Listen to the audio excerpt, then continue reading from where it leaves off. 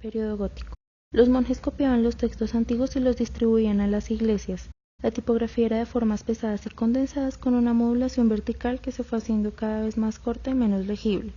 Esta tipografía tuvo aceptación en el siglo XIII y transformaciones en el siglo XIV. Renacimiento. En 1450 Johannes Gutenberg inventa la prensa manual de tipos móviles que se extendió ampliamente en Europa.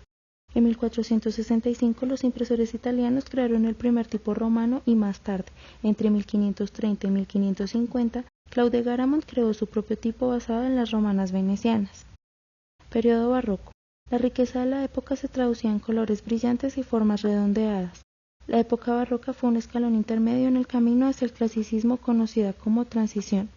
En Francia, Luis XIV ordenó a la imprenta real crear un tipo destinado a su uso exclusivo llamado Roman du Roi, diseñado por Philippe Grandin. Clasicismo. Se encuentra en un refinamiento de tecnologías para el desarrollo de los tipos. El contraste entre los trazos se agudiza y los tipos se muestran de forma más estilizada y fina, siendo menos legibles pero más elegantes.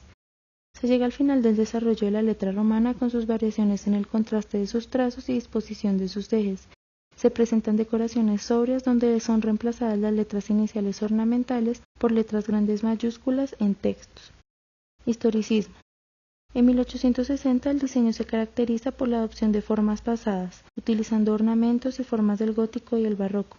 El historicismo se manifestó en la escritura, presentando alfabetos excesivamente decorados, sombreados e incluso en 3 dimensiones.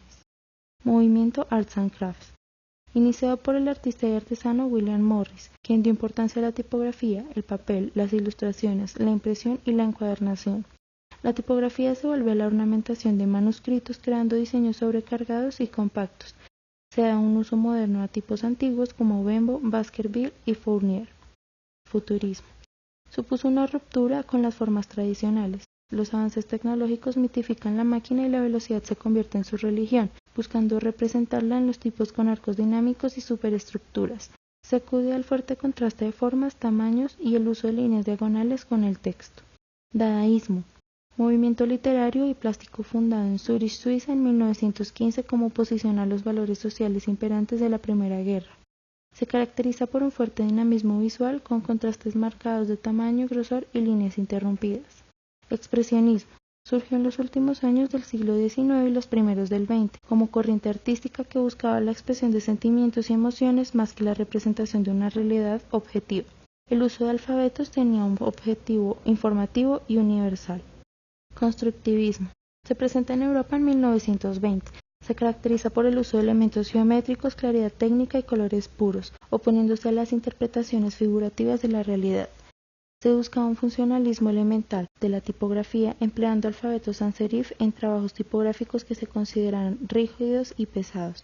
Tipografía tradicional. El desarrollo de tipos para impresión se centra en el desarrollo de tipografías de uso cotidiano. En 1932 Stanley Morrison crea la conocida Times New Roman basándose en el tipo romano plantin utilizado actualmente en libros.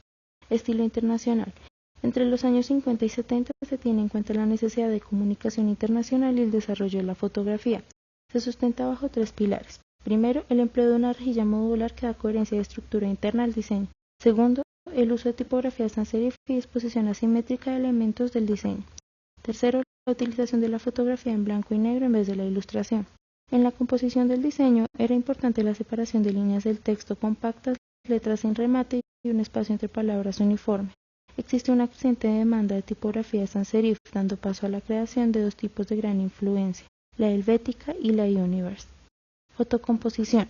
Hacia finales de la década de 1950 se emplea el sistema de fotocomposición, utilizado comercialmente para reducir costos, pero al usarse el mismo patrón para diferentes tamaños, la calidad de las letras se degradaba y se seguía prefiriendo entonces la tipografía tradicional. Cultura juvenil. Se perfecciona la fotocomposición durante los años 60, permitiendo que los rígidos tipos de metal se pudieran ensanchar, contraer y distorsionar. Fue la cultura juvenil la creadora de tipos caligráficos con extrañas y retorcidas formas orgánicas y colores fuertemente contrastados. Estilo internacional. Los 70 se rigen por la fotocomposición y las posibilidades que brindaba, como comprimir y sobreponer tipos llegando a forzar la legibilidad.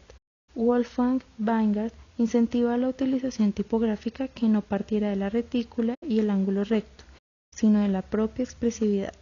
Se generó de esta forma un nuevo estilo conocido como New Wave. Revolución digital. Aparece el ordenador personal de Apple Macintosh en 1984. La creación de tipografías se rigió por aspectos como darle salidas en impresora de baja gama y que se vieran bien en las pantallas de los computadores. Se crearon diferentes tecnologías que permitieran hacer los tipos de manera más precisa para reproducir tipografías clásicas o experimentar nuevas formas.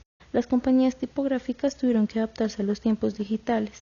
En los años 90, los programas de software de creación digital de fuentes permitieron la creación de miles de tipografías nuevas.